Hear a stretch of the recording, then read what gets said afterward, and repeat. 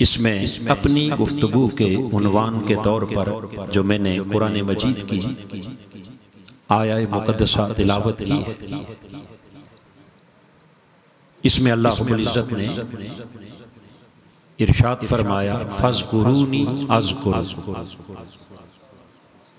اے لوگو تم میرا ذکر کرو میں تمہارا ذکر کروں، وَاشْكُرُوا لِي وَلَا تَكْفُرُوا، اور ہمیشہ میرا شکر ادا کرو، کبھی ناشکری نہ کرنا۔ خالق کائنات نے یہاں دو چیزوں کا حکم دیا، ایک اللہ کا ذکر ہے اور دوسرا اپنے رب کا شکر ہے۔ بولیے، ایک رب کا ذکر ہے اور دوسرا رب کا شکر۔ ہماری آج کی یہ جو مجلس ہے یہ مجلس شکر ہے۔ کیا ہے؟ اور آج کا موضوع بھی اللہ کا شکر ہے، کیونکہ یہ سارا مہینہ ماہ ربیع الاول یہ ماہ شکر ہے۔ کیا ہے؟ شکر کیوں نہ ادا کریں جبکہ خالق کائنات خود فرما رہا ہے وَاشْكُرُوا لِي وَلَا تَكْفُرُوا، لوگوں میرا شکر ادا کرنا اور کبھی ناشکری نہ کرنا۔ گویا رب کائنات فرما رہا ہے کہ میری ہر نعمت پر شکر ادا کرو، اپنے رب کے ہر احسان پر شکر، ہر انعام پر شکر، ہر عطا پر شکر، اور اپنے مولا کی ساری کرم نوازیوں پر کیا شکر ادا کرو، وَلَا تَكْفُرُونَ، اور ناشکری۔ اب اس شکر کی اہمیت کیا ہے؟ یہ ایک بڑا وسیع مضمون، مگر اس وقت اس کی ڈیٹیل میں جائے بغیر صرف اتنا عرض کروں گا اس کی اہمیت کو جاننے کے لیے کہ جہاں اللہ رب العزت نے ادائیگی شکر کا حکم دیا وہاں ساتھ ناشکری سے منع کیا، اور جہاں ناشکری سے منع کیا وہاں ناشکری کے لیے اللہ نے جو لفظ استعمال کیا وہ ہے کفر۔ کیا ہے؟ بولیے، ناشکری کو کفر سے تعبیر۔ اب ذرا آیت کریمہ کے ظاہر لفظوں پر غور کیجئے، فرمایا وَاشْكُرُوا لِي وَلَا تَكْفُرُوا، ظاہر معنی یہ بنتا ہے کہ شکر کرو اور کفر نہ کرو، شکر کرو اور بولیے وَلَا تَكْفُرُوا، کفر نہ کرو۔ کون سا کفر؟ کس کفر سے خدا منع کر رہا؟ یہاں کل کتب تفاسیر کو اگر اٹھائیں اس کفر سے مراد اللہ کا انکار نہیں، توحید کا انکار، رسالت کا انکار، دین کا انکار، شریعت کا انکار نہیں۔ اس کفر سے مراد اللہ کی نعمتوں کی ناقدری اور ناشکری۔ اس ناشکری کو اللہ نے کیا کہا؟ بولیے، کفر کہا۔ اور پھر اگلی بات اس سے بھی اہم تر وہ یہ کہ ایک مقام پر نہیں، قرآن مجید کا مطالعہ کریں تو اول تا آخر جہاں بھی ناشکری کی بات آئی رب کائنات نے ہر مقام پر ناشکری کو کفر کہا۔ بولیے، ناشکری کو کیا کہا؟ آئیے ایک اور مقام قرآن مجید کا جہاں رب کائنات نے فرمایا لَإِن شَكَرْتُمْ لَأَزِيدَنَّكُمْ، لوگو اگر میری نعمتوں پر شکر کرو گے تو میں تمہیں پہلے سے بڑھ کے اور زیادہ عطا کروں، میں اپنی کرم نوازیاں پہلے سے زیادہ بڑھا دوں۔ والا ان کفرتم، اور اگر تم نے کفران نعمت کیا،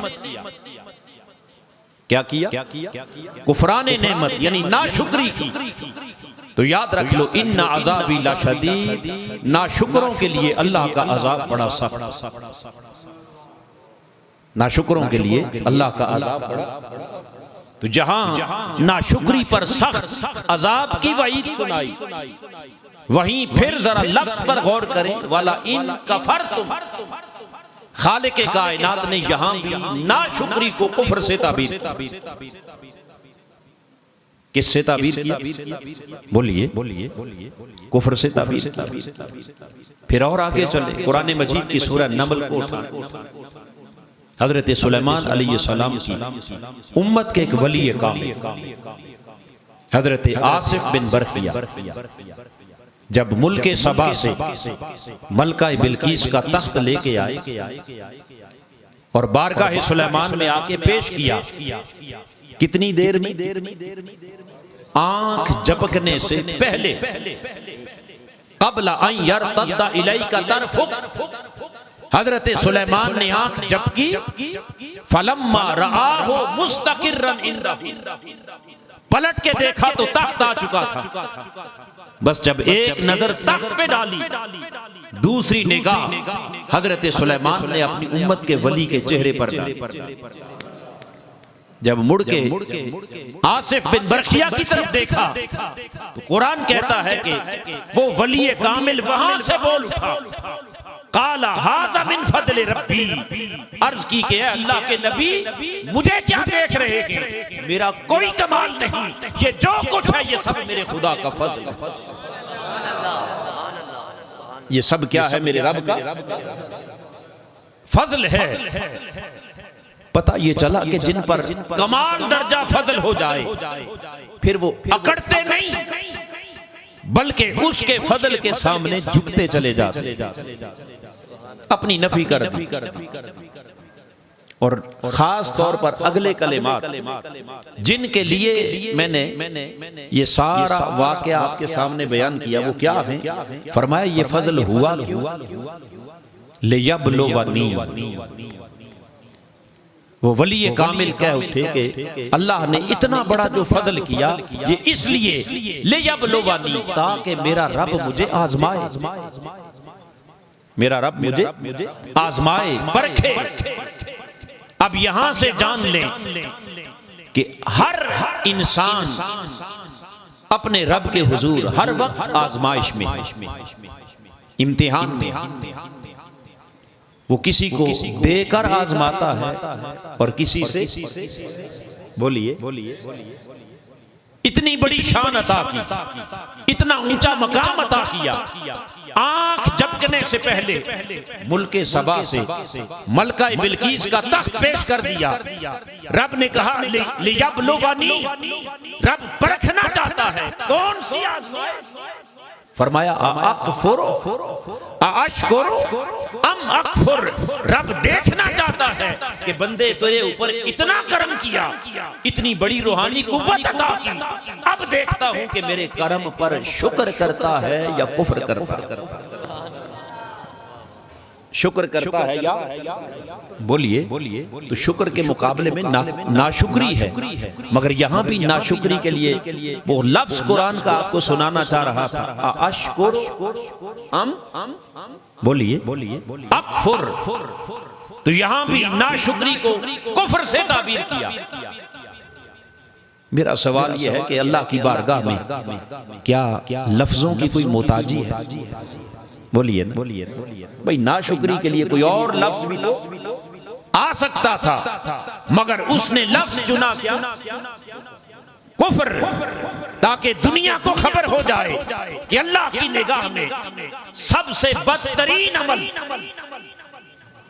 اور اللہ کی بارگاہ میں سب سے ناپسندیدہ عمل اور اللہ کے حضور سب سے برا عمل جس سے اللہ کو نفرت ہے وہ کیا ہے؟ ناشکری، جس کو اللہ نے کس سے تعبیر کیا؟ کفر سے تعبیر کیا۔ اب حاضرین محترم، یہ چند مقامات آپ کے سامنے قرآن مجید کے رکھے اس لیے تاکہ جب یہ بات طے ہو گئی کہ ناشکری خدا کے حضور کفر ہے، ناشکری کیا ہے؟ بولیے کفر ٹھہرا، تو پتہ چلا کہ شکر گزاری ہی عین بندگی خدا ہے، شکر ہی عین بندگی ہے۔ اور یہ بھی یاد رکھ لیں کہ شکر محض بندگی نہیں، بلکہ حقیقت یہ ہے کہ شکر کمال بندگی، شکر منتہائی بندگی ہے، شکر معراج بندگی ہے۔ جس کا سر شکر اپنے مولا کی بارگاہ میں جتنا جھک گیا وہ اسی قدر بندگی کے کمال کو پا گیا۔ تو حاضرین محترم، جب یہ اصول قرآن مجید نے بیان کر دیا کہ بغیر شکر کے بندگی کا حق ادا، پھر بولیے بغیر بندگی کے شکر کا حق ادا، بغیر شکر کے بندگی کا حق ادا نہیں ہو سکتا، تو جب بندگی کے لیے شکر لازم ٹھہرا، اب سوال یہ ہے کہ مولا تیری نعمتوں پر تیرا شکر کریں تو کیسے کریں؟ اب ادائیگی شکر پر تو کوئی اختلاف بولیے شکر ادا کرنا یہ میٹر، یہ مسئلہ ڈسپیوٹڈ نہ رہا، یہ تو قرآن مجید سے متفق علیہ ہو گیا کہ بغیر شکر کے اس کی بندگی کا حق ادا بولیے نہیں ہو سکتا۔ اب سوال صرف اتنا رہ گیا کہ وہ شکر کریں کیسے؟ بھئی اس شکر کی ادائیگی کا کوئی طریقہ بھی تو ہوگا، کوئی سلیقہ ہوگا، کوئی اسلوب ہوگا، کوئی ڈھنگ ہوگا، کوئی ڈب ہوگا۔ خالق کائنات نے فرمایا لوگو جس قرآن میں ہم نے تمہیں ادائیگی شکر کا حکم دیا، اسی قرآن میں ہم تمہیں ادائیگی شکر کا طریقہ بھی سکھا دیتے ہیں اور ادائیگی شکر کے تقاضے بھی بتا دیتے ہیں کہ اگر شکر کرنا ہے تو کیسے کرو۔ باری تعالیٰ کیسے؟ رب کائنات نے فرمایا آؤ تمہیں اس قرآن کے ذریعے ادائیگی شکر کے ہم 5 طریقوں کی تعلیم دے رہے ہیں۔ کتنی؟ پھر بولیے 5 طریقے، 5 اسلوب، یا یوں کہہ لیں کہ ادائیگی شکر کے 5 تقاضے، 5 یعنی اگر یہ سارے تقاضے پورے ہو جائیں تو شکر کامل ہو گیا، اور اگر شکر کامل ہو گیا تو بندگی کامل ہو گیا۔ بندگی باری تعالیٰ وہ 5 تقاضے کیا ہیں؟ رب کائنات نے قرآن مجید میں ارشاد فرمایا کہ ادائیگی شکر کے تقاضوں میں سے جو سب سے پہلا تقاضا ہے وہ یہ ہے کہ اگر شکر ادا کرنا چاہو تو اس کے لیے لازم ہے، اس کے لیے لازم ہے کہ رب کی جس نعمت پر شکر ادا کرنا ہے ذرا شکر سے پہلے اس نعمت کا ذکر تو کرو، شکر سے پہلے اس نعمت کا بولیے کیا کرو؟ ادائیگی شکر کا پہلا تقاضا اس نعمت کا ذکر ہے، کیونکہ بغیر ذکر کے شکر ادا نہیں ہو سکتا۔ کیوں نہیں ہو سکتا؟ اب اس کیوں کا جواب بھی دے دوں، چونکہ ذکر کہتے ہیں یاد کو۔ عربی زبان کے اندر چونکہ لفظ ذکر عربی کا لفظ ہے اور اس کا اردو معنی جو لغوی معنی بنتا ہے وہ کیا ہے؟ یاد۔ توجہ ہے، ذکر کا معنی کیا ہے؟ یاد۔ اب رب نے ادائیگی شکر کے لیے پہلا حکم ذکر کا دیا۔ کیوں؟ اس لیے کہ اگر تمہیں نعمت یاد رہے گی، جب تک نعمت یاد رہے تب تک انسان شکر گزار رہتا ہے، اور جس دن نعمت ہی بھول جائے، جس دن بولیے اگر نعمت ہی بھول گئے تو شکر کس کا؟ بڑا سادہ سا اصول ہے کہ جو اپنے محسن کے احسان کو یاد رکھتا ہے، اپنے محسن کے احسان کو جو ہمیشہ یاد رکھتا ہے وہ شکر گزار بندہ ہے۔ وہ کیا ہے؟ اور جو اپنے محسن کے احسان کو بھول گیا، احسان فراموش شخص کبھی شکر گزار بولیے نہیں ہو سکتا۔ تو شکر گزار کی علامت یہ ہے کہ اس کے ساتھ اگر چھوٹا سا بھی احسان کرے نا، وہ مرتے مر جائے گا مگر اسے بھولے گا نہیں۔ اور ناشکرے کی علامت یہ ہے کہ اس کو اپنا خون بھی نچوڑ کے پلا دے تو وہ کل کہے گا آپ نے کیا کیا۔ یہ علامت کس کی ہے؟ کیا ملا ہے، کیا دیا ہے؟ تو حاضرین محترم، جب شکر گزاری کا پہلا تقاضا نعمت کو کیا یاد رکھنا، نعمت کا ذکر۔ اب قرآن مجید کو اٹھائیں تو اللہ نے ہر دور میں ہر انسان کو ادائیگی شکر کے لیے پہلا حکم ہی ذکر کا ذکر۔ پہلا حکم کس کا؟ قوم بنی اسرائیل سے خطاب کیا جن پر اللہ نے بڑی نعمتیں کی، بڑے احسانات، بڑے انعامات۔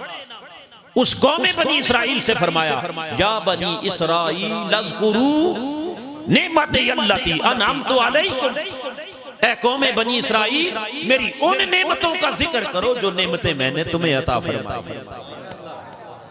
کیا مطلب کہ میری ان نعمتوں کو یاد رکھا کرو، تاکہ نعمت یاد رہے گی تو شکر کرتے رہو گے، اور جس دن نعمت بھول گئی اس دن خدا کا شکر بھی بھول جاؤ۔ تو پہلا حکم کن کو؟ بنی اسرائیل۔ پھر یہی حکم اللہ پاک نے اپنے پیغمبر حضرت عیسیٰ علیہ السلام کو بھی دیا، چونکہ ان پر بھی بڑی کرم نوازیاں ہوئی، بڑی شان عظمتیں عطا کی۔ خالق کائنات نے فرمایا یا عیسیٰ ابن مریم اذکر نعمتی علیک، اے مریم کے بیٹے عیسیٰ میری ان نعمتوں کا ذکر کر جو نعمتیں میں نے تجھے عطا فرمائی۔ اب عیسیٰ علیہ السلام کو بھی کیا حکم ملا؟ اللہ کی نعمتوں کا ذکر۔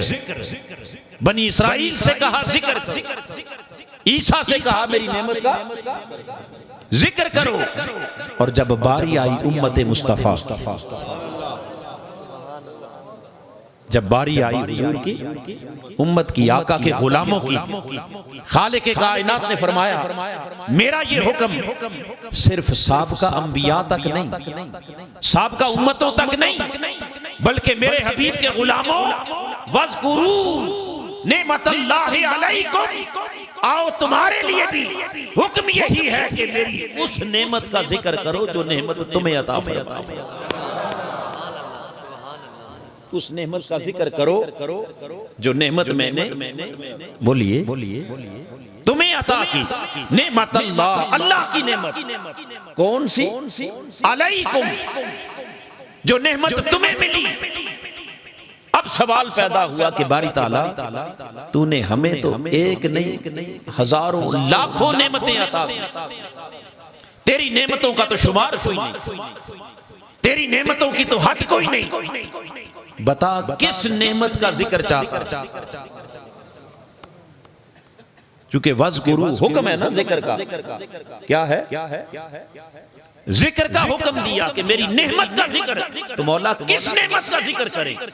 کون کون سی نعمت؟ فَبِأَيِّ آلَاءِ رَبِّكُمَا تُكَذِّبَانِ، تیری نعمتوں کی تو کوئی حد، ان تعدوا نعمت اللہ لا تحصوها، کوئی گننا چاہے تو گن نہیں سکتا، شمار نہیں کر سکتا۔ اب نعمتوں کی فہرست گننے کا وقت نہیں، مگر اتنا اندازہ تو آپ کو ہو گیا کہ اس کی نعمتوں کی کوئی انتہا بولیے نہیں۔ تو کس نعمت کا ذکر؟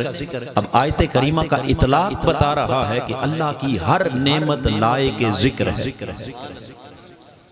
ہر نعمت لائق، کوئی نعمت بھی بلائے جانے کے قابل، نظر انداز کیے جانے کے قابل نہیں۔ مگر یہاں یہ سورہ آل عمران کی آیت کریمہ جہاں فرمایا وَاذْكُرُوا نعمت اللہ علیکم، کہ میرے حبیب کے غلاموں میری اس نعمت کا ذکر جو میں نے تمہیں عطا کی۔ کون سی نعمت؟ رب نے کہا نعمتیں بے شمار تھیں، مگر جس نعمت کا ذکر میں چاہتا ہوں وہ کوئی عام نعمت نہیں، وہ کوئی معمولی نعمت نہیں۔ آؤ تمہیں اس نعمت کی چند صفات بتا دوں، چند علامات بتا دوں۔ اس نعمت کے چند خواص بتا دوں تاکہ جان سکو کہ رب کس نعمت کا ذکر کروانا چاہتا ہے۔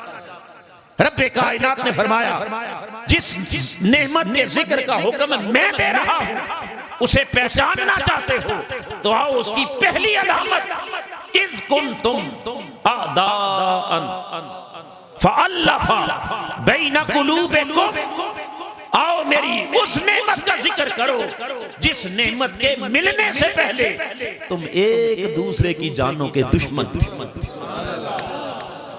اب یہ قرآن ہے، میری اس نعمت کا ذکر کرو جس نعمت کے ملنے سے پہلے تم ایک دوسرے کے بولیے جان کے دشمن، خون کے پیاسے۔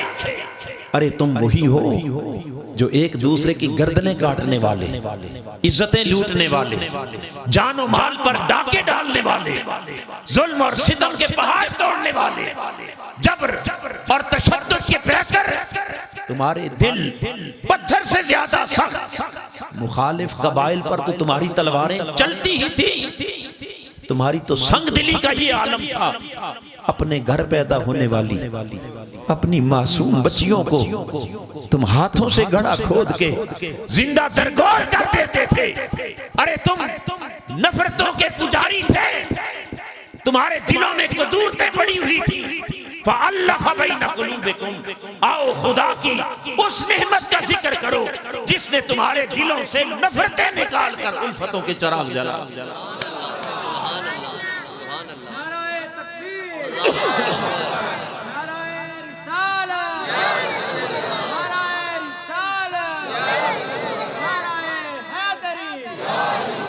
سرکار کی آمد، سرکار کی آمد، مکی کی آمد، سرکار کی آمد۔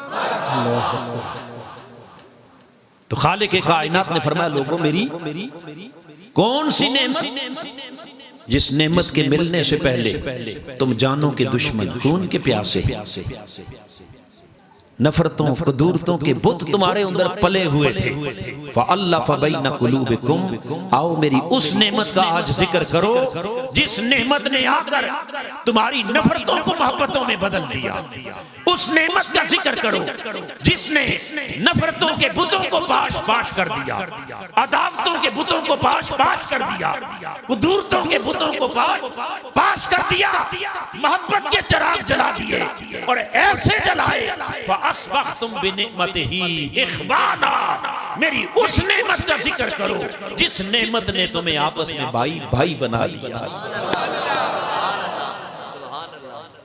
اس نعمت کا ذکر کرو جس نے تمہیں کیا بنا دیا؟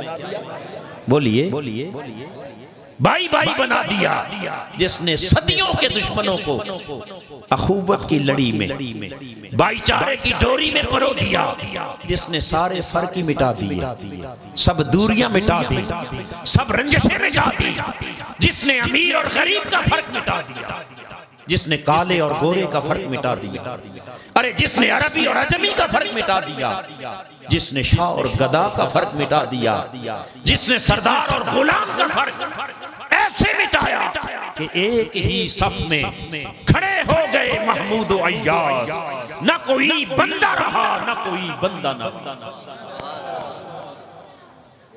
جس نے حبش کے کالے رنگ کے غلام کو اٹھا کر قریش اور بنو ہاشم کے بڑے بڑے سرداروں کے سروں سے بھی اونچا مقام عطا کیا۔ فَأَصْبَحْتُمْ بِنِعْمَتِهِ إِخْوَانًا۔ رب نے دوسری علامت بیان کی کہ میری اس نعمت کا ذکر جس نے تمہیں کیا بنایا، پیچھے تک بولیے کیا؟ بھائی بھائی بنا دیا۔ اور پھر آگے قرآن نے اس سے اونچی بات کی، فرمایا وَكُنْتُمْ عَلَى شَفَا حُفْرَةٍ مِّنَ النَّارِ۔ لوگوں کبھی یاد تو کرو، اپنا ماضی کیوں بھول جاتے، گزرا ہوا زمانہ کیوں بھولتے ہو؟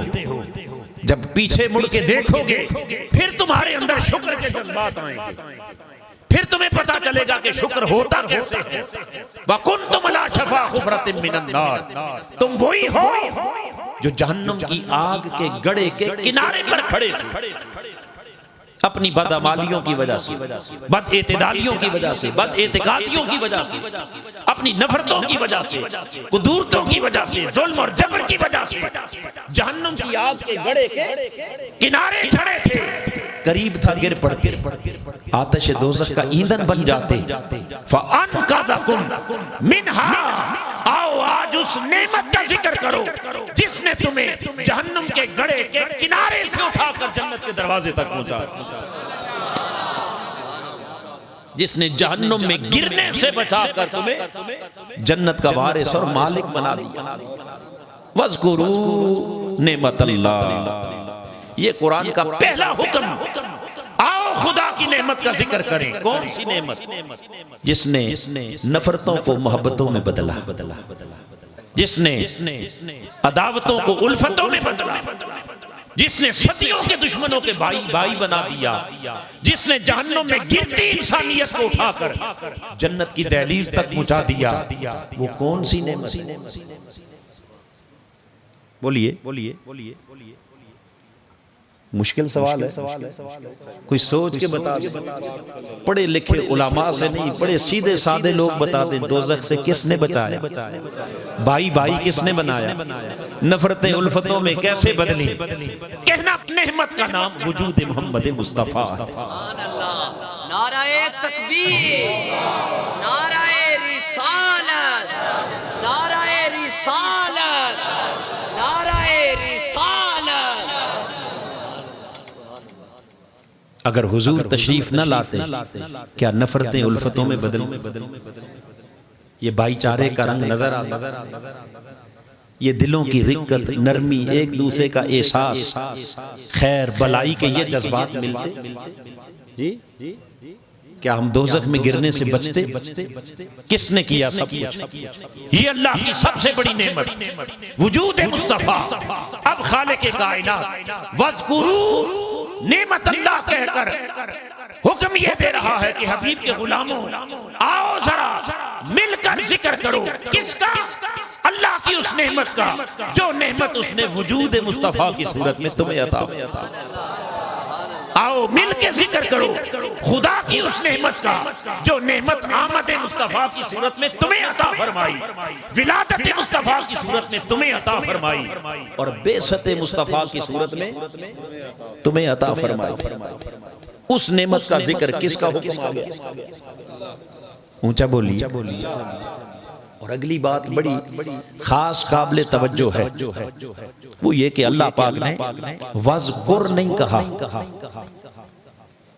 کیونکہ ہمارے علماء بھی تشریف فرما ہیں، اسکالرز بھی ہیں، اور بیرا شریف کے فائنل ایئر کے سٹوڈنٹس بھی ہیں۔ ذرا لفظ کے چناؤ کو دیکھیے نا کہ وَاذْكُرْ نہیں کہا بلکہ کیا کہا؟ وَاذْكُرُوا، سیگا واحد کا نہیں بلکہ جمع کا ہے۔ تو کیا مطلب؟ وَاذْكُرُوا جب سیگا جمع کا ہو گیا تو قرآن کہہ رہا ہے آؤ ذرا مل کے ذکر کریں۔ کیا کریں؟ بولیے مل کے ذکر کریں۔ کس کا؟ اللہ کی نعمت کا۔ کون سی نعمت؟ جو آمد مصطفیٰ کی صورت میں تمہیں ملی، جو آمد رسول کی صورت میں، بولیے اس نعمت کا ذکر، اجتماعی ذکر جمع کے صیغے کے ساتھ کس کا حکم آ گیا؟ ادھر سے قرآن نے حکم اتارا، ادھر بار موسیٰ کے عشاق سارے جمع ہو گئے۔ کیا سب اکٹھے ہو گئے؟ کون سے دارہ میں؟ تاجے کے دارہ میں جمع ہو گئے۔ کوئی پوچھنے آیا بھائی کیوں اکٹھے ہو رہے ہو؟ بھائی ہم ذکر کرنے۔ کس کا ذکر؟ خدا کی نعمت کا۔ کون سی نعمت؟ جو ہمیں بھائی بھائی بنا گئے، جو ہماری نفرتوں کو الفتوں میں بدل گئے، جو ہمیں جہنم سے بچا کے جنت کا راستہ دکھا گئے، اس نعمت کے ذکر کے لیے۔ اچھا بھائی کیوں اکٹھے ہوئے ہو؟ فرمایا ہم اکٹھے خود نہیں ہوئے، وَاذْكُرُوا کہہ کر ہمارا خدا خود ہمیں جمع نعرہ تکبیر، ذوق میں لائے گا جواب دو۔ نعرہ تکبیر، نعرہ رسالت، کون آیا کون آیا، کون آیا کون آیا،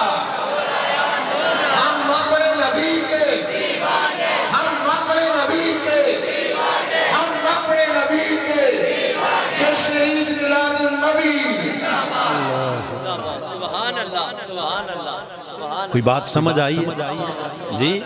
خوش نصیب ہو آپ آئے نہیں بیٹھے، آپ تو کسی کے بلائے بیٹھے، آپ مرضی سے نہیں آئے، کسی کے کہنے پر آئے ہیں۔ اور کس نے کہا آؤ مل کے ذکر کرو؟ یہ کسی دنیا کے سیاستدان نے نہیں، کسی چودھری نے نہیں، کسی وڈیرے نے، یہ کسی بادشاہ نے، کسی امیر وزیر نے نہیں، یہ ساری کائنات کا شہنشاہ خود خدا کہہ رہا ہے آؤ مل کے ذکر کرو میرے مصطفیٰ، مل کے ذکر کرو میرے حبیب کی آمد کا، جس نے آ کے تمہیں جہنم سے بچا کے جنت کے راستے پر ڈال۔ باری تعالیٰ اچھا اتنی بات تو سمجھ آگئی کہ تیرا حکم ہے، اور اس حکم کی تعمیل میں ہم تو چلے آئے، ہم تو بولیے ہم تو بیٹھ گئے تیری نعمت کے ذکر کے لیے، تیری نعمت کے بولیے ذکر کے لیے۔ اب ذکر کا ہر کسی کا اپنا اپنا انداز ہے، کسی نے آ کر اس کی زلف کا ذکر کیا، کسی نے رخسار کا ذکر کیا، کسی نے ان کی گلیوں کا ذکر کیا، کسی نے ان کے سراپے کا ذکر کیا، مگر ذکر کس کا ہے؟ نعمت اللہ، یہ اللہ کی نعمت کا ذکر ہے۔ اللہ کی نعمت کا کیا ہے؟ بولیے مولا ذکر کے لیے تو چلے آئے، مگر یہ بات سمجھ نہیں آئی کہ اس ذکر کے لیے تو نے اکٹھا کیا کیوں؟ ذکر کے لیے اکٹھا بولیے جمع کیوں کیا؟ اس ذکر کا حکم کیوں دیا؟ حاضرین محترم اب آ جائیے پیچھے پلٹ کے اسی مقام کی طرف۔ اس نے کہا چونکہ ادائیگی شکر کے لیے پہلا تقاضا ذکر ہے، بغیر ذکر کے، بغیر یاد دہانی کے شکر ادا ہو نہیں سکتا۔ تمہیں بلایا اس لیے تاکہ مل کے ذکر کرو میری نعمت کا، سب سے بڑی نعمت، سب سے بڑا انعام، سب سے بڑا احسان جو وجود مصطفیٰ کی صورت میں تمہیں عطا کیا، اس کے ذکر کے لیے بلایا اس لیے تاکہ مل کے جب میرے حبیب کی آمد کا ذکر کرو گے، ادھر دھرتی پر ذکر مصطفیٰ کا ہوگا، ادھر شکر خدا کا ہوگا۔ ذکر مصطفیٰ کا ہے، شکر پھر بولیے شکر خدا کا ہے۔ کیوں؟ چونکہ ذکر ہوتا ہے نعمت کا، اور شکر ہوتا ہے نعمت دینے والے کا۔ ذکر ہوتا ہے ہمیشہ احسان کا، اور شکر ہوتا ہے محسن کا۔ تو جب تک تم اس نعمت کے ذکر میں رہو گے، نعمت والے کا شکر ہوتا رہے گا۔ یہ ہے ادائیگی شکر کے طریقوں میں سے پہلا طریق۔ بولیے اب مجھے سوچ کے بتائیے کہ جس نے ساری زندگی، جس بد نصیب کی زبان پر کبھی نعمت کا نام ہی نہیں آیا، اس نے کیا شکر ادا کیا؟ جس نے بھول کے کبھی تصور بھی نہیں کیا، اس نے شکر کیا ادا کرنا ہے؟ شکر کی علامت یہ ہے کہ جس کے دل میں اس نعمت کی قدر ہوتی ہے، وہ تو اٹھتے بیٹھتے اسی کا ذکر کرتا ہے، چلتے پھرتے اسی کا ذکر کرتا ہے۔ اور قرآن نے بھی بتا دیا کہ ادائیگی شکر کے طریقوں میں سے اور تقاضوں میں سے پہلا تقاضا کیا ہے؟ اللہ کی نعمت کا ذکر۔ ذکر کرو گے تو شکر ہوگا، اور جو ذکر نہیں کرے گا وہ شکر بھی نہیں کرے گا، اور جو شکر نہیں کرتا وہ کیا کرتا ہے؟ بولیے اب یہ بھی میں نہیں کہہ رہا، قرآن نے کہا وَاشْكُرُوا لِي وَلَا، شکر کرو کفر نہ کرو، شکر کرو اور باری تعالیٰ یہ پہلا اسلوب تو سمجھ میں آ گیا کہ ادائیگی یہ شکر کے لیے ذکر ضروری۔ ذکر تو کیا خالی ذکر سے شکر ادا ہو گیا؟ بولیے محض ذکر سے کیا شکر ادا ہو گیا؟ جواب آیا نہیں، چونکہ یہ تو ابھی آپ نے ایک تقاضا پورا کیا۔ کتنا؟ پیچھے باقی کتنے رہ گئے؟ 4 تقاضے ابھی باقی ہیں، اور وہ 4 تقاضے کیا ہیں؟ آئیے اس انداز سے میں ذرا ان کی تفصیل میں اس لیے نہیں جاؤں گا کہ اگر ان چاروں پر بھی اس طرح گفتگو اگر شروع کر دی تو پھر بات بہت دور چلی جائے گی، مگر شارٹلی میں چاہتا ہوں کہ ان چاروں کا تھوڑا تھوڑا تذکرہ کر کے اپنا سبجیکٹ کمپلیٹ کر دوں اور آپ کو اندازہ ہو جائے کہ شکر ادا کیسے ہوتا۔ ایک طریق کیا تھا؟ ذکر، اور ذکر کے بعد اگلا حکم قرآن مجید سے پوچھتے ہیں کہ تیری نعمت کے بارے میں ادائیگی شکر کا اگلا تقاضا خالق کائنات نے فرمایا لوگو جس طرح میں نے تمہیں ذکر کا حکم دیا اسی طرح ایک اور حکم دے رہا ہوں، اور وہ کیا ہے؟ فرمایا وَأَمَّا بِنِعْمَتِ رَبِّكَ فَحَدِّثْ۔ ادائیگی شکر کا دوسرا تقاضا یہ ہے کہ خالی ذکر تک نہ رہنا، میری نعمت کا خوب چرچا بھی کرنا، میری نعمت کا خوب بولیے چرچا بھی کرنا۔ اب اس چرچے کی تفصیل میں نہیں جاتا، مگر تھوڑا سا فرق ضرور سمجھاتا ہوں کہ ذکر کیا ہے اور چرچا کیا ہے۔ ذکر کیا ہے اور اب ذکر کا معنی ہے یاد، معنی یاد رہے گا۔ ذکر کا معنی کیا ہے؟ یاد۔ اور کسی کو یاد کرنے کے لیے ضروری نہیں کہ اس کا نام زبان سے لیں، کبھی زبان خاموش ہوتی ہے مگر دل یاد کرتا ہے۔ دل کیا کرتا ہے؟ تو یاد تو دل میں بھی ہوگی، یاد تو اکیلے بیٹھ کے بھی ہوگی، یاد تو تنہائی میں بھی ہوگی، یاد تو بند کمرے میں بھی ہو گئی۔ ذکر کے حکم پر تو عمل ہو گیا، ذکر کے حکم پر تو، مگر مولا تیری حکمتوں کے قربان تو نے خالی ذکر پر اکتفا نہیں کیا، بلکہ ذکر کے بعد اگلا حکم فحدث، تحدیث، چرچے کا حکم دیا۔ معنی ذکر اکیلے بھی ہے، تنہائی میں بھی ہے، بند کمرے میں بھی ہے، دل میں بھی ہو جائے گا، مگر جب حکم تحدیث کا، چرچے کا حکم آ گیا، اب ذرا سوچ کے مجھے بتاؤ چرچا بھی دل میں ہوگا؟ جی اکیلے بیٹھ کے چرچا ہوتا ہے، تنہائی میں چرچا ہوتا ہے، بند کمرے میں چرچا ہوتا ہے۔ جی ارے چرچا تو ہوگا تب جب دل سے یاد لبوں پر آئے، چرچا تو تب ہوگا جب آپ تنہائی سے نکل کر کسی بزم اور انجمن میں آئیں گے، چرچا تب ہوگا جب گھر سے باہر گلی میں نکلیں گے اور گلی بھی سجی ہو، بازار بھی سجے ہوں، در و دیوار بھی، مسجدوں کے مینار بھی سجے ہوں، پارک بھی سجے ہوں، کمکمے بھی ہوں، لائٹنگ بھی ہو، اور ہر طرف ایک خوشیوں کا سما بھی ہو، اور در و دیوار ایک ہی آواز سے پکار رہے ہوں، ہر طرف ایک گونج سنائی دے رہی ہو، فلک کے نظاروں، زمین کی بہاروں، سب عیدیں مناؤ، حضور آ گئے ہیں، ارے بادشاہ ہو، ارے کج کلا ہو، نگاہیں جھکاؤ، حضور آ گئے ہیں۔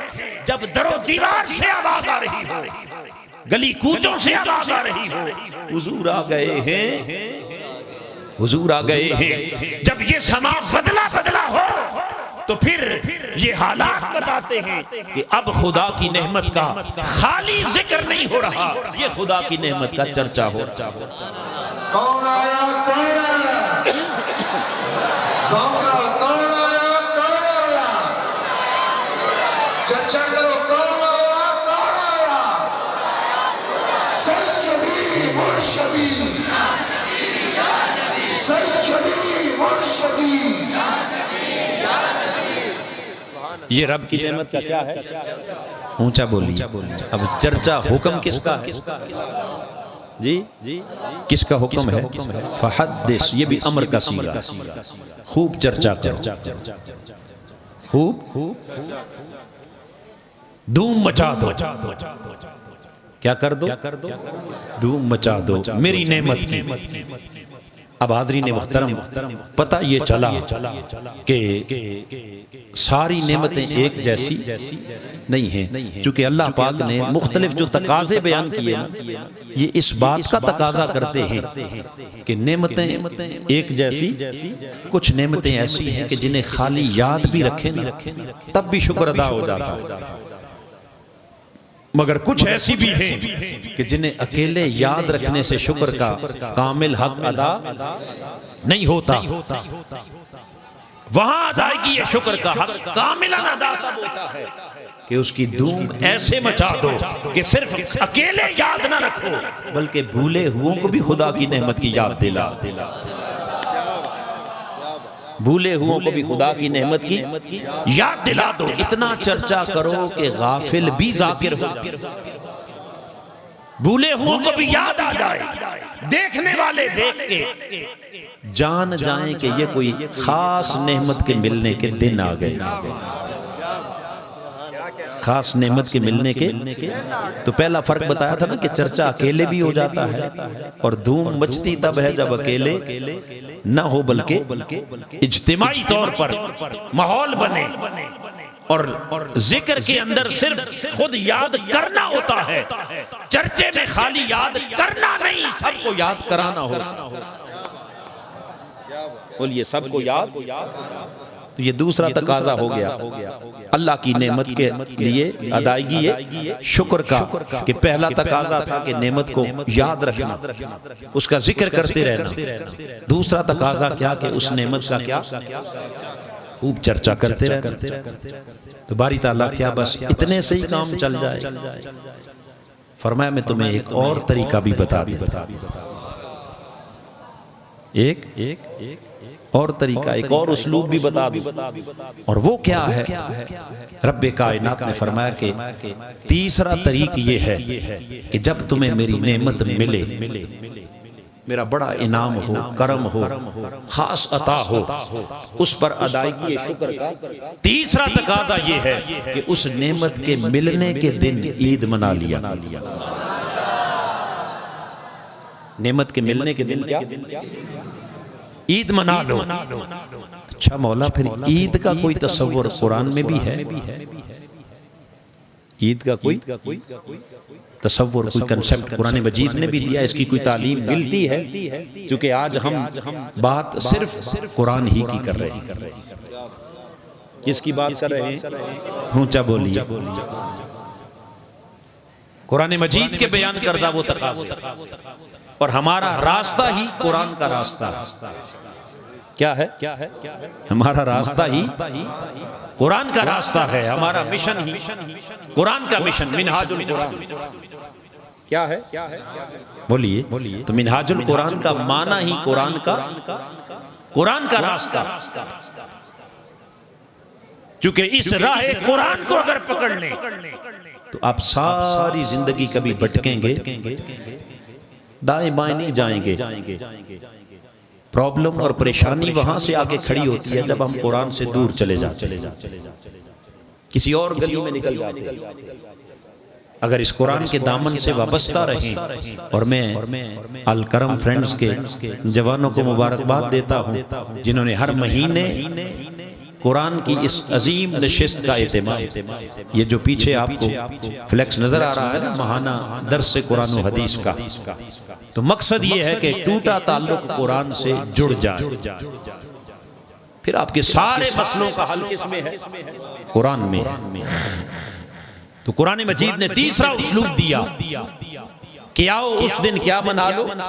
اب اس کا تصور قرآن مجید نے دیا سورہ المائدہ میں۔ حضرت عیسیٰ علیہ السلام کی وہ دعا جب عرض کی، دعا معروف ہے، آپ نے وہ کلمات کئی بار سنے ہوں گے، اللہم ربنا انزل علینا مائدۃ من السماء تکون لنا عیدا لاولنا وآخرنا۔ باری تعالیٰ میری قوم کے لیے آسمان سے ایک دسترخوان اتار، تاکہ جس دن دسترخوان اترے اس دن ہمارے اگلے اور پچھلے سب عید منا کے تیرا شکر ادا کریں۔ کیا کریں؟ اب عیسیٰ علیہ السلام کی یہ دعا کے کلمات ہیں کہ مولا دسترخوان تو عطا کر، اور عید منا کے شکر ہم ادا کریں گے۔ اب حاضرین محترم، اس قوم کو اللہ نے آسمان سے کھانوں سے سجا ہوا دسترخوان عطا کیا، اور پھر اس قوم نے کیا؟ عید منا کے اپنے رب کا اونچا بولی شکر ادا کیا۔ اب پچھلے دونوں ڈائریکٹلی حکم تھے امت کے لیے کہ ذکر بھی کرو اور چرچا بھی کرو، مگر یہاں عید منانے کا حکم خدا نے نہیں دیا۔ بولیے حکم ہمیں نہیں دیا، اور ہمیں نہیں دیا تو عیسیٰ کی قوم کو بھی حکم نہیں دیا۔ یہ بات قابل توجہ ہے۔ رب نے یہ نہیں کہا کہ پیغمبر میں دسترخوان بھیجوں گا اور اپنی قوم سے کہنا کہ عید منا کے شکر ادا کرے، نہیں، حکم ان کے لیے بھی نہیں تھا۔ عید انہوں نے بھی منائی اپنے طور پر۔ کیا جی انہوں نے کہا مولا دسترخوان تو دے اور عید منا کے شکر ہم کریں گے، تو انہوں نے بھی جو عید منائی وہ رب کے حکم پر نہیں، اپنی چاہت سے اس نعمت کی قدر کرتے ہوئے، مگر جب منا لی اور اس کا تذکرہ قرآن میں آ گیا تو یہاں جو دیکھنے کی بات ہے وہ یہ کہ جب عمل بغیر حکم کے انہوں نے کر ڈالا، اب دیکھنا یہ ہے کہ وہ عمل خدا کو پسند آیا یا ناپسند۔ بس وہ پسند آیا یا اچھا لگا یا برا۔ صاف ظاہر ہے کہ پیغمبر کی موجودگی میں جب عید منائی گئی، اگر وہ عمل خدا کو ناگوار گزرتا تو رب کائنات اپنے نبی پر اگلی وحی بھیج دیتا کہ میرے عیسیٰ ان کو بتا دو، خبردار جب عید منانے کا تمہیں میں نے نہیں کہا۔ کوئی بات سمجھ آئی؟ جب عید منانے کا تمہیں میں نے تو خالی دسترخوان بھیجا، جب عید منانے کا تمہیں کہا نہیں تو یہ تم نے اپنی طرف سے بدعت کہاں سے گڑ۔ اس کام کی کیا ضرورت تھی؟ روک دیتا، منع کر دیتا، مگر رب نے روکا، منع ناگواری کا اظہار نہیں، بلکہ رب نے اتنی محبت کا اظہار کیا، فرمایا لوگو عید تو تم نے اپنی مرضی سے منائی، حکم میں نے نہیں دیا تھا، مگر تمہارے شکرانے کا یہ عمل مجھے اتنا پیارا لگا کہ صدیوں بعد اپنے حبیب پر جب قرآن اتاروں گا تمہارے اس عمل کو قرآن بنا کر مصطفیٰ کے سینے پر اتاروں گا، تمہارے اس عمل کو قرآن بنا کر مصطفیٰ کی زبان سے جاری کروں گا، تاکہ قیامت تک جب تک دنیا قرآن پڑھتی رہے گی تمہاری منائی ہوئی عید کی یادیں تازہ ہوتی رہے گی، تمہاری عید کی یادیں۔ اب بتائیے یہ اس عمل کے ساتھ نفرت کا اظہار ہے یا محبت کا اظہار؟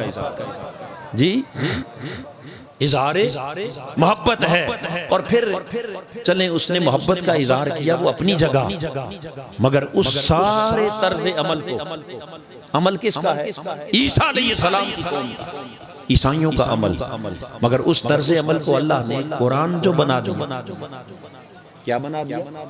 بولیے، تو جب قرآن بنا کر حبیب کے قلب مبارک پر اتار دیا، اب ذرا سوچ کے بتائیے کہ اس پورے واقعہ کو قرآن میں لانے کی ضرورت کیا تھی؟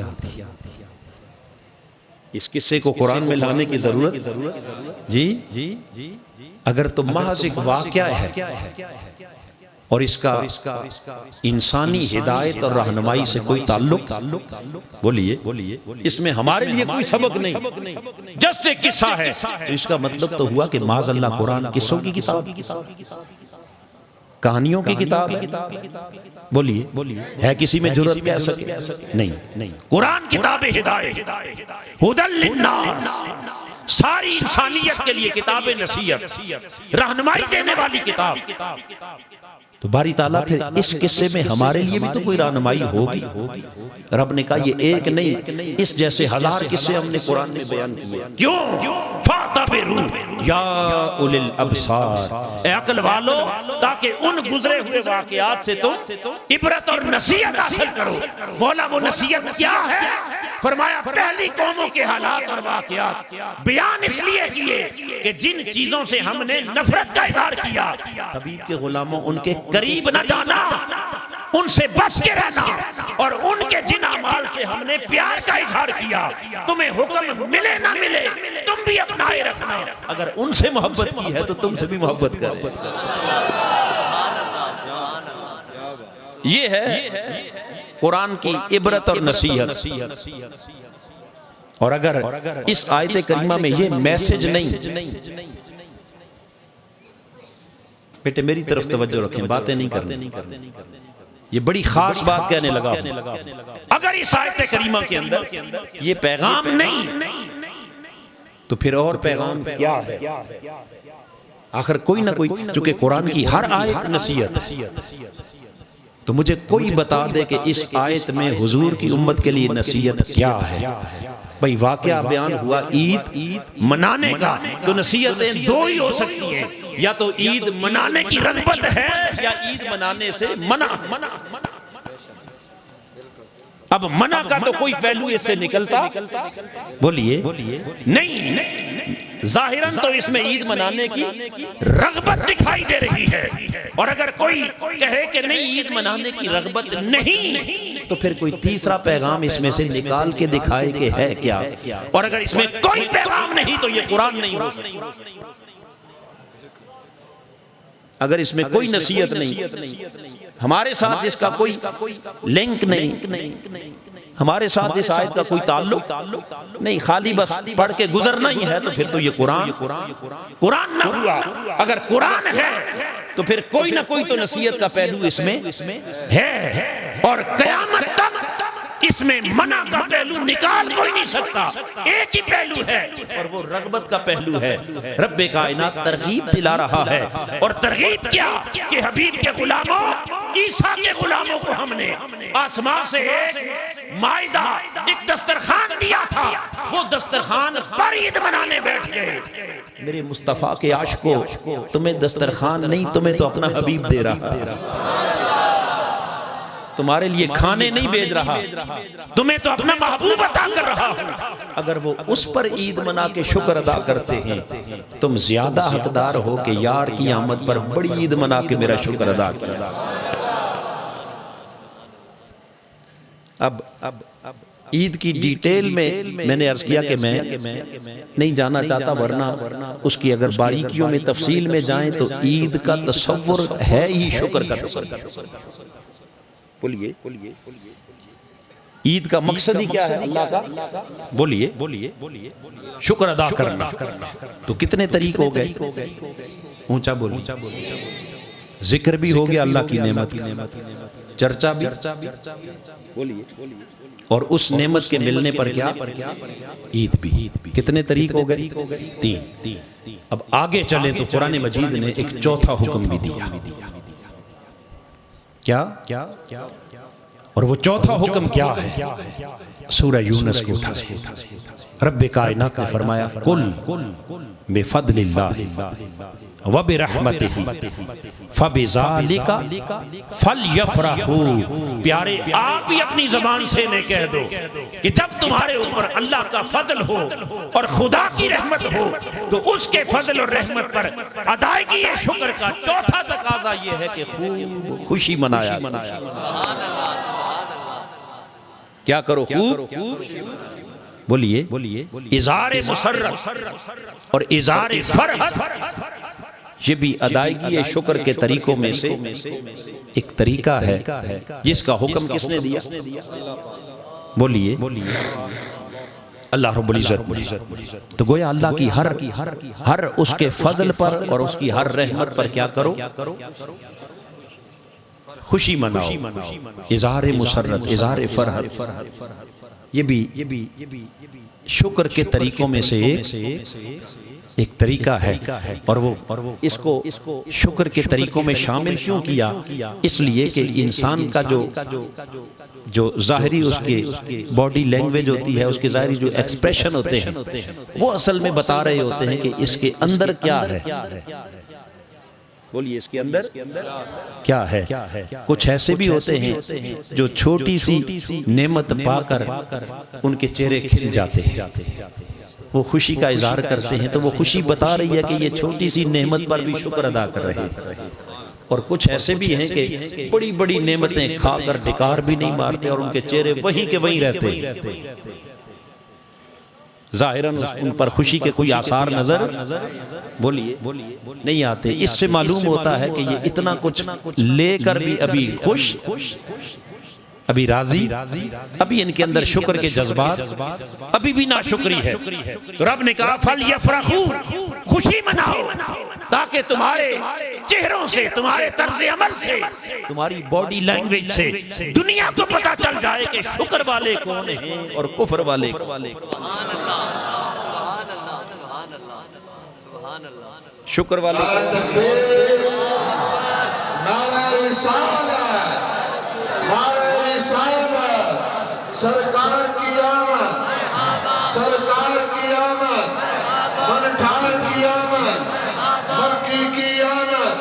ہم اپنے نبی کے، ہم اپنے نبی کے ہاتھ کاٹ کے، ہم اپنے نبی کے، ہم اپنے نبی کے، ہم اپنے نبی کے مسلک حق اہل سنت و جماعت. سبحان اللہ. اب حاضرین محترم، اس آیت کریمہ میں جہاں اللہ نے کس کا حکم دیا؟ خوشی منانا. کیا کرنا؟ اور کس پر خوشی؟ اس کے فضل اور اس کی رحمت پر. فضل کیا ہے اور رحمت کیا ہے؟ اب اس آیت کریمہ کے اوپر اہل علم نے، مفسرین نے، محققین نے کئی نکات بیان کیا، اور یہ اٹ سیلف ایک پورا جامع سبجیکٹ ہے. میں اس وقت اگر اس کی تفصیل میں چلا جاؤں کہ اللہ نے جب ہر نعمت اور ہر رحمت، ہر فضل اور ہر رحمت پر کیا کہا؟ خوشی مناؤ. تو اب اس پر تو کوئی اختلاف نہیں کہ سب سے بڑا فضل حضور کی ذات ہے. کوئی اختلاف؟ بولیے. کوئی دنیا میں بڑے سے بڑا منکر بھی یہ کہہ سکتا ہے کہ حضور سے بڑا بھی کوئی فضل ہے؟ جی. اور رحمت، کیا اس پر کوئی اختلاف ہے کہ آقا کی ذات سے بڑی رحمت بھی کوئی ہے؟ جی کوئی نہیں. بس چلیں، اگر حضور کی ذات سب سے بڑا فضل اور حضور کی ذات سب سے بڑی رحمت، اس پر صرف دو جملے قرآن مجید کے. جب فضل کی باری آئی، اپنے حبیب کا تذکرہ کر کے، آمد مصطفیٰ کا ذکر کر کے، اللہ پاک نے فرمایا وَبَشِّرِ الْمُؤْمِنِينَ بِأَنَّ لَهُم مِّنَ اللَّهِ فَضْلًا كَبِيرًا. اے میرے مصطفیٰ، تیرا شاہد بن کے آنا، مبشر بن کے آنا، نذیر بن کے آنا، داعی اللہ بن کے آنا، سراج منیر بن کے آنا، یہ ایمان والوں کو خوشخبری سنا دے. ان شانوں کے ساتھ میرا مصطفیٰ فضل کبیر بن کے آیا. فضل سب سے بڑا فضل حضور کی ذات قرآن نے کہہ دی. اور رحمت کے بعد میں فرمایا وما ارسلناک الا رحمتا سارے جہانوں کے لیے. سب سے بڑی رحمت حضور کی ذات. تو لوگوں، جب میرے آقا کا وجود سب سے بڑی رحمت بھی ہے اور سب سے بڑا فضل بھی ہے، تو معنی ہوا فَلْيَفْرَحُوا. آؤ اللہ کی ہر نعمت پر، اس کے ہر فضل پر اور اس کے ہر انعام پر خوشی کرو. مگر جب سب سے بڑی نعمت، سب سے بڑی رحمت اور سب سے بڑا فضل وجود مصطفیٰ کے ملنے کا دن آئے تو فَلْيَفْرَحُوا، ایسی خوشی کرو کہ دنیا کی ساری خوشیاں اس کے سامنے ماند پڑ جائیں. سب خوشیاں اس کے سامنے. اب حاضرین محترم، چونکہ فَلْيَفْرَحُوا یہ بھی امر کا صیغہ، حکم آ گیا نا کس کا؟ اونچا بولیے، اونچا بولیے. کس کا؟ اللہ کا حکم. اب اس حکم کی تعمیل کے لیے مولا تو نے کہہ تو دیا کہ خوشی مناؤ، مگر یہاں پھر ایک چھوٹا سا سوال، اور وہ سوال یہ ہے کہ خوشی منانے کا حکم تو تو نے دے دیا، مگر یہ تو بتا کہ خوشی منائیں کتنی؟ خوشی کتنی خوشی منائیں؟ اس خوشی کی کوئی لمٹ بھی تو ہوگی، کوئی اس کی حدود اور قیود بھی تو ہوں گی. اب اس پر بھی کئی جہتوں سے بات ہو سکتی ہے، مگر سادہ اور سمپل بات، میں آپ کو کسی مشکل فلسفے میں الجھانا نہیں چاہتا. بات اتنی سادہ جو ہر ایک کی سمجھ میں آ جائے. فطری اصول. کیا نیچرل اصول کیا ہے؟ اور وہ سادہ جواب کہ پوچھتے ہو خوشی کیسی منائیں، کتنی منائیں؟ تو سادہ جواب تو یہ ہے کہ جیسی نعمت ویسی خوشی، جیسی نعمت ویسی خوشی۔ دنیا کی ساری نعمتیں بھی ایک جیسی اور خوشیاں بھی ایک جیسی نہیں ہوتی، اور یہ ایک فطری اصول ہے کہ جو جو نعمت بڑھتی ہے خوشی آٹومیٹکلی بڑھ جاتی ہے۔ اب کسی مثال کی ضرورت ہے؟ اچھا ایک ہی مثال لے لیں۔ ایک شخص کا بیٹا اسکول میں اپنی کلاس میں پاس ہو گیا، رزلٹ آیا، باپ کے پاس پہنچا، باپ کو کیا ہوئی؟ اونچا بولی۔ بیٹے کے پاس ہونے کی اسی کلاس میں پڑوس میں دوسرے شخص کا بیٹا جب اس کا رزلٹ آیا تو وہ خالی پاس نہیں ہوا بلکہ اس نے فرسٹ ڈویژن لے لی۔ کیا لے لی؟ فرسٹ ڈویژن پاس ہوا۔ اس کے باپ کو بھی کیا ہوئی؟ پھر ساتھ تیسرے کے گھر میں جب رزلٹ پہنچا تو اس نے محض فرسٹ ڈویژن کو نہیں پہنچا بلکہ اس نے اپنے پورے بورڈ کو ٹاپ کر دیا۔ کیا کر دیا؟ اپنے بورڈ میں اس نے اول پوزیشن لے لی۔ اس کے باپ کو بھی کیا ہوئی؟ اونچا بولو، خوشی ہوئی۔ اب ذرا میں پڑھے لکھے لوگوں سے، بڑے فلاسفروں اور سکالروں سے نہیں، اپنے سیدھے سادے بھائیوں سے پوچھتا ہوں، مجھے بتاؤ تینوں کی خوشی ایک جیسی؟ جی تینوں کی خوشی ایک جیسی؟ زمین آسمان کا فرق ہے۔ کیوں فرق ہے؟ اس کیوں کا جواب مجھے کوئی دے۔ فرق کیوں ہے؟ چونکہ جہاں نعمت چھوٹی تھی وہاں خوشی بھی، نعمت بڑی تو خوشی، نعمت اور بڑی تو خوشی۔ فطرت کا تقاضا ہے کہ نعمت بڑھتی جائے تو خوشی از خود بڑھتی ہے۔ اب حاضرین محترم چھوٹی سی نعمت سے بات شروع کریں، چلتے چلتے چلتے بتاؤ مصطفیٰ کے وجود سے بڑی نعمت بھی کوئی ہے؟ سبحان اللہ، سبحان اللہ۔ حضور کی ذات سے بڑی نعمت، آقا کی ذات سے بڑا انعام، ان سے بڑا کرم، اتنی بڑی نعمت۔ لقد من اللہ علی المؤمنین، رب نے کہا مومنو احسان کر دیا تمہارے اوپر، تمہیں اپنا حبیب دے کر پتا چلا کہ جس نعمت پر کو دے کر خدا بھی احسان جتا رہا ہے، اس سے بڑی نعمت کوئی نہیں۔ تو جب وجود مصطفیٰ سے بڑی نعمت کوئی نہیں، ماننا پڑے گا میلاد مصطفیٰ سے بڑی خوشی کوئی نہیں۔ سبحان اللہ۔ نعرہ تکبیر، نعرہ رسالت، نعرہ رسالت، جشن عید میلاد النبی، سرکار کی آمد، سرکار کی آمد، برکھار کی آمد، مکی کی آمد۔ کون آیا؟ کون آیا؟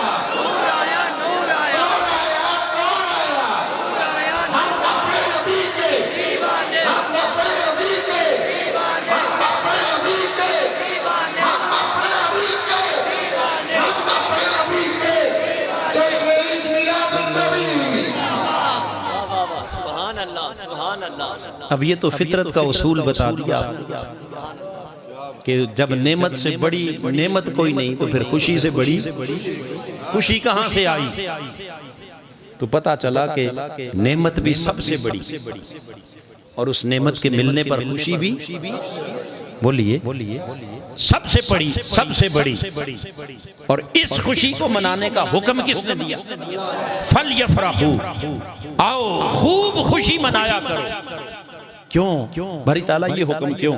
فرمایا تمہاری خوشی سے، کیا تمہاری خوشی منانے کے جو انداز ہوں گے وہ از خود بتا دیں گے تمہارے دل میں اس نعمت کی قدر کیا ہے۔ چونکہ خوشی ایسی شے ہے کہ جو چھپائے چھپتی نہیں۔ کوئی منہ بنا کے بیٹھا اور کہے جی میں تو اللہ کے حکم پر عمل کر رہا ہوں، کوئی تو انہوں دکھا کے خوشی منانی، میں کوئی تمہارا پابند تمہیں دکھا کے منانی ہے، بھئی میرے اندر خوشی ہے۔ تو خوشی کیا جو اندر چھپ کے رہ گئی؟ خوشی کبھی چھپتی، خوشی خود راستے بنا کے نکل آتی ہے باہر، دور سے میلوں سے خوشی نظر آ جاتی جاتی ہے کہ اس گھر میں خوشی ہے، اور دور سے پتہ چلتا ہے کہ اس گھر میں غم ہے. چلتا ہے یا نہیں چلتا؟ فَلْيَفْرَحُوا. رب کائنات نے فرمایا لوگوں بس تمہیں ادائیگی شکر کے لیے اظہار مسرت اور فرح کا حکم اس لیے دیا تاکہ جب تم خوشی مناؤ گے تو تمہارے اس خوشی منانے کے انداز سے اس بات کا اظہار ہوگا کہ میری اس نعمت کی قدر کیا ہے. اور پھر جتنی نعمت کی قدر ہوگی اتنا ہی شکر ہوگا، اور جتنا شکر ہوگا اتنی بندگی ہوگی، اور جس قدر ناشکری ہوگی اسی قدر کفران نعمت کفر ہو. تو کتنے ہو گئے طریقے؟ آگے پھر اس آیت کریمہ کے اور کئی گوشے کئی پہلو ہیں. ہوا خیر مما یجمعون، کہ یہ خوشی ہر شے سے بہتر ہے. کس کس شے سے بہتر ہے، کیا کیا انسان جمع کرتا ہے. اب یہ ساری تفصیلات میں جائے بغیر میں تو صرف ایک تصور کلیئر کرتا جا رہا ہوں قرآن مجید کی روشنی میں. کتنے طریق ہو گئے؟ اب ہم آ جاتے ہیں پانچویں طریق کی طرف، آخری طریق. اور وہ پانچواں اور آخری طریق کیا ہے؟ رب کائنات نے فرمایا لوگوں میری نعمت پر اگر شکر ادا کرنا ہے تو اس شکر کی ادائیگی کا پانچواں طریقہ یہ ہے وَاذْكُرُوا لَهُ وَاعْبُدُوا. آؤ اللہ کی نعمت کو یاد کر کے اپنے رب کے حضور اپنا سر بندگی بھی جھکا دو. سر بندگی بھی کیا جی جھکا دو. یعنی قرآن کہتا ہے کہ شکر بصورت عبادت. کیا ہے شکر بصورت؟ اور بصورت عبادت کیا ہے؟ اللہ کی نعمت ملی، آپ نے اس نعمت پر شکرانے کے 2 نفل پڑھ دیے، یہ بھی شکر ہے. نعمت ملی، آپ نے اس نعمت پر شکرانے کا سجدہ کر لیا اللہ کی بارگاہ میں، یہ بھی کیا ہے؟ بولیے. نعمت ملی، آپ نے شکرانے کا روزہ رکھ لیا، یہ بھی کیا ہے؟ اونچا بولیے. یہ بھی شکر ہے. تو حاضرین گرامی قدر، یہ پانچواں طریق بطریق عبادت اللہ کا شکر. وَاعْبُدُوا، اللہ کی بندگی بجا لا کر اس کا کیا کرو؟ شکر ادا کرو. لہٰذا جب پہلے سے لے کر پانچویں تک، اب پہلی بات تو ذہن میں رکھ لیں کہ یہ پانچوں طریقے ہم نے خود کہیں سے گھڑے. کس سے لیے؟ اونچا بولیے. قرآن سے لیے. تو پہلے سے لے کر پانچویں تک جس طریق سے بھی ادا کرتے چلے جاؤ گے وَاشْكُرُوا لِي کے حکم کی تعمیل ہوتی چلی جائے گی. اور اگر سارے طریق جمع کر لیں، بولیے سارے طریق جمع کر لیں، اور وہ کیا ہیں؟ اللہ کی نعمت کا ذکر بھی کریں، اللہ کی نعمت کا چرچا بھی، اونچا بولیے، چرچا بھی کریں، اس پر عید بھی، اس پر خوشیاں بھی، جشن بھی، بولیے منائیں، اور اس نعمت کے اوپر عبادت، بندگی، نوافل اور سجدے کر کے بھی خدا کا شکر ادا کریں. اگر پانچوں طریقے جمع کر لیں تو یہ شکر ہو گیا کامل. کیا ہو گیا؟ شکر کیا ہو گیا؟ شکر کامل ہو گیا. اب حاضرین محترم، جب پانچوں طریق سے شکر کامل ہو گیا، اب مجھے سوچ کے بتائیے کہ ان پانچوں طریقوں کو اگر آپ نے سامنے رکھ لیں تو یہ سارے کے سارے پانچوں طریق تاجدار کائنات کے ذکر میلاد کے اندر آ گئے. میلاد کیا ہے؟ یا تو کہیں آپ ذکر کی محفل سجاتے ہیں، یا کہیں آپ تحدیث، اس نعمت کے چرچے کی دھوم مچاتے ہوئے جلوسوں کا اہتمام کرنا، یا کہیں عید کا سما ہے. عید کیا ہے؟ مٹھائیاں بٹنا، حلوے پکنا، پوڑیاں بٹنا، یہی عید ہے. بولیے. اور فَلْيَفْرَحُوا، مسرت، فرحت، جشن، وہ کیا ہے؟ پوری کائنات کا سج دج جانا. یہ جشن کا سما ہے. اور پھر میلاد مصطفیٰ کے دن روزہ رکھ لینا، اللہ کے حضور شکرانے کے نفل پڑھ لینا، یہ سارے طریق جمع کر لیں تو یہ کیا بن گیا؟ میلاد مصطفیٰ. اب حاضرین محترم مجھے بس سوچ کے صرف اتنا بتا دیں کہ ان 5 کاموں کے علاوہ کتنے 5 کاموں کے علاوہ کوئی چھٹا کام ہمارے میلاد میں شامل ہوتا ہے؟ جی ذکر ہے، چرچا ہے، عید ہے، جشن ہے اور عبادت. ان 5 کے علاوہ کوئی چھٹا کام؟ جی کہیں سمپل ذکر کی محفل ہوتی ہے، کہیں اس کے ساتھ چرچے بھی ہوتے ہیں، کہیں عید کا سما ہوتا ہے، کہیں جشن کا سما اور کہیں عبادت کا سما. ان کے علاوہ کوئی چھٹا کام؟ تو جب یہی 5 کام سارے کل ملا کے میلاد ہیں تو مجھے بتائیں ان 5 میں سے کون سا کام ہے جو غیر شرعی ہے؟ کون سا عمل ہے جس کی بیس قرآن میں نہیں، جس کا حکم قرآن نے نہیں دیا، جس کا تصور قرآن نے نہیں دیا؟ تو جس نے یہ 5 طریق اپنا لیے گویا اس نے اللہ کے 5 احکام کی پیروی کر لی. 5 احکام کی کیا کر لی؟ پیروی کر لی. اب بات ختم کرتے ہوئے چونکہ ہم جس زمانے سے گزر رہے ہیں، جس دور سے گزر رہے ہیں، یہ افراط اور تفریط کا دور ہے. کس کا؟ افراط و تفریط. کوئی اس اینڈ پر ہے، کوئی اس اینڈ پر ہے. بکھری ہوئی امت. رب کائنات نے فرمایا میرے حبیب یہ جو آپ کو ہم نے امت کی وَكَذَلِكَ جَعَلْنَاكُمْ أُمَّةً وَسَطًا، ہم نے تمہیں انتہا پسند امت نہیں بنایا، تمہیں معتدل مزاج امت بنایا. کیا بنایا؟ اعتدال.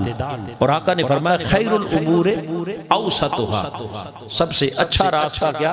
اعتدال کا راستہ، درمیانی راستہ ہے. اب 2 اینڈ ہیں. ایک اینڈ وہ ہے کہ جس پر بعض لوگوں نے کہا کہ بس یہ سارا کچھ جو آپ کر رہے ہیں، چاہے وہ ذکر کریں، چاہے وہ چرچا کریں، چاہے وہ عید کریں، چاہے وہ جشن کریں، یہ سب کچھ خرافات ہیں، بدعات ہیں، اس کا دین سے کوئی تعلق نہیں ہے. ہاں اگر شکر ہی کرنا ہے تو بھئی 2 نفل پڑھ لو، بس شکر ہو گیا. 2 سجدے کر لو، کیا ہو گیا؟ اونچا بولی شکر. یہ ایک اینڈ ہے. یہ کیا ہے؟ ایک اینڈ ہے. اب ان سے پوچھو کہ یہ جو 2 سجدوں والا اور 2 نفلوں والا شکر آپ نے کہاں سے نکالا ہے؟ یہ 2 نفلوں اور 2 سجدوں والا شکر آپ نے لیا کہاں سے؟ تو صاف ظاہر ہے وہ کہیں گے یہ قرآن کا حکم ہے. کس کا؟ قرآن کا حکم. وَعْبُدُوا، اس کی عبادت کر کے شکر ادا کرو. تو میرا سوال یہ ہے کہ اگر وَعْبُدُوا قرآن کا حکم ہے، مجھے بتاؤ وَذْكُرُوا کس کا حکم ہے؟ کیا؟ وَذْكُرُوا کس کا حکم ہے؟ فَلْيَفْرَحُوا کس کا حکم ہے؟ فَحَدِّثْ کس کا حکم ہے؟ ارے اگر تو ماننی ہے رب کی پھر ایک نہیں سب مانو، اور اگر کرنی ہے اپنی مرضی تو پھر اپنی مرضی کو دین کا لبادہ نہ اڑاؤ، پھر اپنی من کی چاہت کو دین کا نام، دین کا ٹائٹل نہ دو.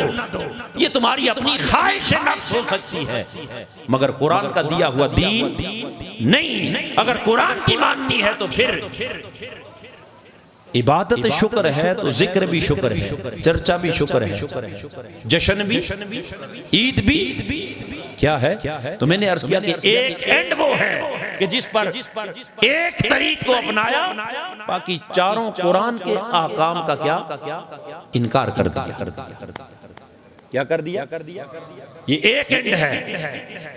اور دوسری انتہا پسندی یہ ہے، دوسری طرف چونکہ دوسرے کی طرف انگلی کرنا آسان ہوتا ہے، اپنی طرف کرنا ذرا بولیے.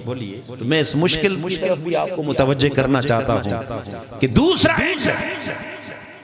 ذکر کی محفل آئی تو ہم بڑے شوق سے چلے آئے، جشن منانے کا وقت آیا تو ہم نے خوب گج وج کے جشن منایا، عیدوں کی بات آئی تو ہم نے حلوے بھی کھائے، پوڑیاں بھی کھائیں، بریانیاں بھی کھائیں، سارا کچھ کیا۔ مگر جب باری آئی عبادت کے ساتھ اپنے مولا کے حضور شکر کی، اس کی بارگاہ میں جھکنے کی، سجدے کی بات آئی تو ہمارے پاس تو ٹائم ہی نہیں، ہمارے پاس تو ایمان سے بتائیے وقت ہی نہیں۔ ساری رات حضور کے میلاد کی محفل میں تھے، صبح تو آنکھ ہی نہیں کھلی، سارا دن جلوس کی تیاری کرتے رہے، گلیاں سجاتے رہے، جی نماز کا وقت ہی نہیں ملا۔ ارے اگر خدا کی عبادت اور بندگی کو بھول گئے، ایسے ہوتے ہیں، وہ تواضع بھی کرتے ہیں، وہ صلہ رحمی بھی کرتے ہیں، وہ دکھیوں کے کام بھی آتے ہیں، وہ اللہ کے حضور جھکتے بھی ہیں، وہ باطل کے سامنے ڈٹتے بھی ہیں، اور وہ مصطفیٰ کی آمد کے جشن بھی مناتے ہیں، اور وہ مصطفیٰ کی آمد کی عیدیں بھی مناتے ہیں۔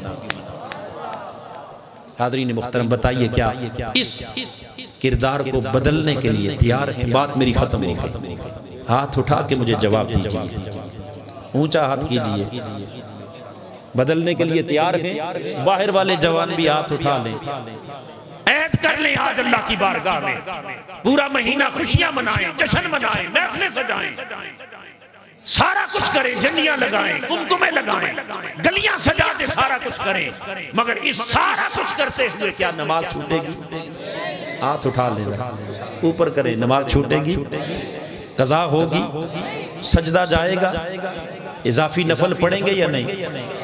ہر روز دن میں کم سے کم ہر روز شام کو بے شک مغرب کی نماز کے ساتھ جوڑ لیں، 2 نفل حضور کے نام کے پڑھ کر آقا کی بارگاہ میں پیش کریں، یا رسول اللہ یہ آپ کی آمد کی خوشی ہے، یہ رب کے شکرانے کے 2 نفل۔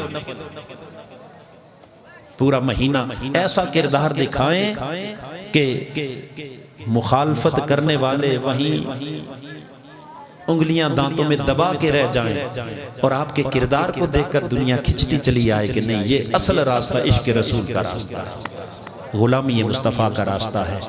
تو یہ سارے جھگڑے صرف اس لیے ہیں کہ ادھر بھی انتہا پسندی ہے اور ادھر بھی یہ اعتدال کی راہ پر آ جائیں، قرآن کی راہ پر چھوڑ دیں اپنی اپنی مرضیاں، اپنی اپنی باتیں، بس اگر قرآن کی راہ پر آ گئے تو یقیناً پھر دنیا بھی سنور گئی اور آخرت بھی۔ پھر کسی کے کہنے کی پرواہ نہ کریں، کون کیا کہتا ہے اور کیا نہیں کہتا۔ اللہ رب العزت ہمیں یہ تمام کمزوریاں دور کر کے اس قرآن کے ساتھ سچی نسبت عطا فرمائے، سچی محبت عطا فرمائے، سچی عقیدت عطا فرمائے، اور تاجدار کائنات کے عشق اور ادب میں جینا اور حضور کی محبت میں مرنا عطا فرمائے۔ آمین وما علینا الا البلاغ۔